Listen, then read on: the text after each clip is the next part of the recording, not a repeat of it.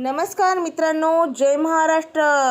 लाडक्या बहिणीसाठी आनंदाची बातमी. जाणून घेऊया बातमीची सविस्तर अपडेट.